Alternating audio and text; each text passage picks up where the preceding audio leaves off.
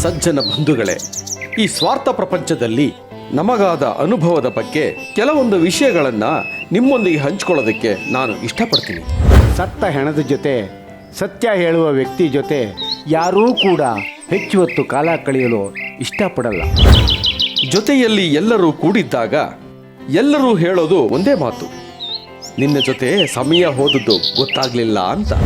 ಸ್ವಲ್ಪ ದಿನ ಕಳೆದು ನೋಡಿ ಅವ್ರು ಹೇಳೋದು ಒಂದೇ ಮಾತು, ನಿಮ್ಮ ಜೊತೆ ಮಾತಾಡೋಕೆ, ನಿಮ್ಮ ಜೊತೆ ಬೆರೆಯೋಕೆ ಸಮಯನೇ ಸಿಗ್ತಾ ಇಲ್ಲ ಅಂತ. ನಕ್ರೆ ಅವನ್ಗೆ ಯಾವ ನೋವು ಇಲ್ಲ ಅಂತಾರೆ, ಹತ್ರೆ ಬಲು ನಾಟಕ ಮಾಡ್ತಾನೆ ಅಂತಾರೆ. ಸುಮ್ಮನೆ ಯಾರ ಜೊತೆನೋ ಮಾತಾಡದೆ ಮೌನವಾಗಿದ್ರೆ ಏನೋ ತಪ್ಪು ಮಾಡಿರ್ಬೇಕು ಅಂತಾರೆ. ಮಾತಾಡಿದ್ರೆ ಕೆಟ್ಟವನು, ಬಾಯ್ ಬಡ್ಕ, ಮಾತಿನ ಮಲ್ಲ ಅಂತಾರೆ.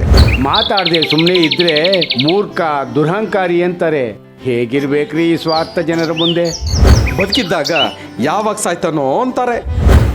ಸತ್ತೋದ್ಮೇಲೆ ಅಯ್ಯೋ ಪಾಪ ಇನ್ನೂ ಸ್ವಲ್ಪ ದಿನ ಬದುಕಿರ್ಬೇಕು ಅಂತಾರೆ. ಸತ್ರೂ ಸಹಿಸಲ್ಲ, ಬದುಕಿದ್ರೂ ಸಹಿಸಲ್ಲ.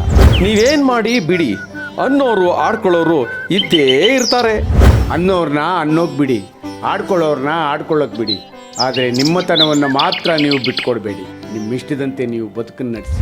ಬದುಕಿದ್ದಾಗ ನಮಸ್ಕಾರ ಮಾಡ್ತಿದ್ದ ಜನ ಸತ್ತಾಗ ಭಕ್ತಿಯಿಂದ ಪಾದ ಮುಟ್ಟಿ ನಿನ್ನ ಆತ್ಮಕ್ಕೆ ಶಾಂತಿ ಸಿಗಲಿ ಅಂತ ತೋರಿಕೆಗೆ ಆ ದೇವರಲ್ಲಿ ಪ್ರಾರ್ಥನೆ ಮಾಡ್ತಾರೆ. ಮನೆಯ ಅಂಗಳದಲ್ಲಿ ಯಾವ ಸ್ವಾರ್ಥವಿಲ್ಲದೆ ಅರಳಿ ನಿಂತ ಹೂಗಳನ್ನ ಮುಟ್ಟಲೂ ಕೂಡ ಬಿಡದೇ ಇದ್ದ ನಮ್ಮ ಬಾಂಧವರು ಸತ್ತಾಗ ಸುಗಂಧಭರಿತ ಬಗೆ ಬಗೆಯ ಹೂವನ್ನು ತಂದು ನಾ ಮುಂದು ತಾ ಮುಂದು ಅಂತ ಅಲಂಕರಿಸ್ತಾರೆ. ಬದುಕಿದ್ದಾಗ ಪಾಪಿ ಎಂದವರು ಸತ್ತಾಗ ಅಯ್ಯೋ ಪಾಪ ಅಂತಾರೆ.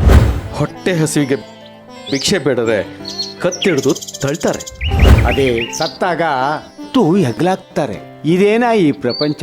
ಇಷ್ಟೇನಾ ಈ ಪ್ರಪಂಚ? ಜೀವನನ ಅರ್ಥಕೊಂಡು ಬಾಳವನು ಈ ಸಮಾಜದಲ್ಲಿ ಎಲ್ಲರಿಗೂ ಸ್ಫೂರ್ತಿ. ಕೆಲವರ ಬದುಕು ನೋವುಗಳಿಂದ ಕೂಡಿದ್ರೆ ಇನ್ನು ಕೆಲವರ ಬದುಕೇ ನೋವಾಗಿ. ಒಳ್ಳೆಯವರಿಂದ ಒಳ್ಳೆ ಮಾತು ಕೇಳಿ ಉದ್ಧಾರ ಆಗಿರೋರ್ಕಿಂತ ಹೇಳಿಕೆ ಮಾತು ಕೇಳಿ ಹಾಳಾದವರೇ ಜಾಸ್ತಿ. ಜಾತಕ ನೋಡಿ ನಿಮ್ಮ ಭವಿಷ್ಯ ನಿರ್ಧಾರ ಮಾಡೋಕೆ ಯಾರ ಕೈಯಿಂದನೂ ಸಾಧ್ಯ ಇಲ್ಲ. 3 ಅಡಿ ಜಾಗದಲ್ಲಿ ಶಾಶ್ವತವಾಗಿ ಮಲಗ್ತೀನಿ ಅಂತ ಗೊತ್ತಿದ್ರೂ ಕೂಡ ಈ 3 ಲೋಕಕ್ಕೆ ನಾನೇ ಒಡೆಯ ಎಂಬ ಭ್ರಮೆಯಲ್ಲಿ ಬದುಕ್ತಾರೆ. ತಾಯಿ ಹೊರತುಪಡಿಸಿ ಬೇಕಾದ ವಸ್ತು ಆನ್ಲೈನಲ್ಲಿ ಸಿಗ್ಬೋದು, ಬಯಸಿದ ವ್ಯಕ್ತಿ ಸಿಗೋದು ಕಷ್ಟ. ಜೀವನದಲ್ಲಿ ಮನಸ್ಸು ಮುರಿಯೋಕೆ ಯಾವ ಆಯುಧನೂ ಬೇಕಿಲ್ಲ. ಎಲುಬಿಲ್ಲದ ನಾಲಿಗೆ ಒಂದೇ ಸಾಕು. ಬದುಕಿದ್ದಾಗ ಕೈಕುಲುಕಿ ಅಭಿನಂದಿಸೋದೇ ಪುಣ್ಯ ಅಂತ ಭಾವಿಸ್ತಾರೆ. ಸತ್ ನಂತರ ಹೆಣ ಮುಟ್ಟಿ ಸ್ನಾನ ಮಾಡ್ತಾರೆ. ಜೀವ ಇದ್ದಾಗ ಗೌಡ್ರೆ, ಅಣ್ಣ, ಅಪ್ಪ, ಅವ್ವ, ಸಾಹೇಬ ಅಂತ ಕರೆಯೋ ಜನ ಸತ್ತಾಗ ಹೆಣ ಅಂತಾರೆ. ಅದಕ್ಕೆ ಹೇಳೋದು ಜೀವನದಲ್ಲಿ ದಾನ ಧರ್ಮ ಮಾಡಬೇಕು ಅಂತ. ಹೆಣದ ಮೇಲೆ ಓದಿಸಿರೋ ಬಟ್ಟೆಗೂ ಜೇಬಿರಲ್ಲ. ಎಷ್ಟು ಕೋಟಿ ಕೋಟಿ ಹಣವಿದ್ರೇನು? ದೇವರು ಕೊಟ್ಟ ಆಯುಸ್ಸನ್ನು ಮೀರಿ ಒಂದು ಕ್ಷಣನೂ ಹೆಚ್ಚಿಗೆ ಹೊತ್ತು ಈ ಭೂಮಿ ಮೇಲೆ ಬದುಕೋಕ್ಕಾಗಲ್ಲ. ನಾನು ನನ್ನದು ಅನ್ನೋ ಅಹಂಕಾರನ ಇವತ್ತಿಗೆ ಸಾಕು ಮಾಡ್ರೋ. ನಂಬಿಕೆ ವಿಶ್ವಾಸದಲ್ಲಿ ಸುಳ್ಳಿನ ನಾಟಕ ಮಾಡಿದರೆ ಯಾವ ಸಂಬಂಧಗಳು ಶಾಶ್ವತವಾಗಿ ಉಳಿಯೋದಿಲ್ಲ. ಅವಾಗಲೇ ಮನುಜ ಕುಲಕ್ಕೆ ಒಂದು ಬೆಲೆ ಕಂಡ್ರಪ್ಪ. ಒಳ್ಳೆಯವರಿಗೆ ಅವ್ರು ಮಾಡೋ ಒಳ್ಳೆ ಕೆಲಸದಿಂದ ಮುಕ್ತಿ ಸಿಗುತ್ತೆ. ಕೆಟ್ಟವರಿಗೆ ಅವರು ಮಾಡಿದ ಪಾಪಕರ್ಮದಿಂದ ಈ ಲೋಕದಿಂದಲೇ ಮುಕ್ತಿ ಸಿಗುತ್ತೆ. ಇಷ್ಟೇ ಕಂಡ್ರಪ್ಪ ಈ ಪ್ರಪಂಚ. ಅದಕ್ಕೆ ಮಾನವರಾಗಿ ಹುಟ್ಟು ಬಂದ ಮೇಲೆ ಒಳ್ಳೆದ ಕಡೆ ಗಮನ ಹರಿಸಿ ಕೆಟ್ಟದ್ದನ್ನು ದೂರ ಸರಿಸಿ ಜೀವನ ಸಾಗಿಸಿದಾಗಲೇ ಈ ಮಾನವ ಜನ್ಮ ಸಾರ್ಥಕ. ವಂದನೆಗಳು.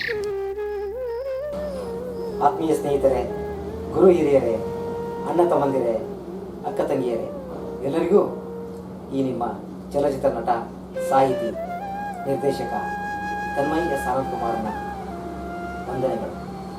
ನಾನು ನಿಮ್ಮೆಲ್ಲರ ಆಶೀರ್ವಾದದೊಂದಿಗೆ ಶ್ರೀ ಗುರು ರಾಘವೇಂದ್ರ ಸ್ವಾಮಿ ಎಂಟರ್ಟೈನ್ಮೆಂಟ್ ಅಂದರೆ SGRS ಎಂಟರ್ಟೈನ್ಮೆಂಟ್ ಎಂಬ ಯೂಟ್ಯೂಬ್ ಚಾನಲನ್ನು ಪ್ರಾರಂಭಿಸಿದ್ದೇನೆ. ನಮ್ಮ ಯೂಟ್ಯೂಬ್ ಚಾನಲ್ನಲ್ಲಿ ಸಮಾಜದ ಬಗ್ಗೆ ತಿಳುವಳಿಕೆ ನೀಡುವ ಕಿರುಚಿತ್ರಗಳು, ಉತ್ತರ ಕರ್ನಾಟಕದ ಜಾನಪದ ಶೈಲಿಯ ಗೀತೆಗಳ ಆಲ್ಬಮ್ಗಳು ಮತ್ತು ಭಾವಗೀತೆಗಳ ಆಲ್ಬಮ್ಗಳು ಮತ್ತು ಹಾಸ್ಯ ತುಣುಕುಗಳನ್ನು ನಾವು ನಿಮ್ಮ ಮುಂದೆ ಇಡಲಿದ್ದೇವೆ. ದಯವಿಟ್ಟು ಇದನ್ನು ನೀವು ನೋಡಿ ಸಂತೋಷ ಪಡಲು ನಮ್ಮ SGRS ಯೂಟ್ಯೂಬ್ ಚಾನಲನ್ನು ಸಬ್ಸ್ಕ್ರೈಬ್ ಮಾಡಿ, ಬೆಲ್ ಐಕಾನ್ನ ಒತ್ತಿ, ಕಾಮೆಂಟ್ ಮಾಡಿ, ಶೇರ್ ಮಾಡಿ, ಲೈಕ್ ಮಾಡಿ. ಧನ್ಯವಾದಗಳು.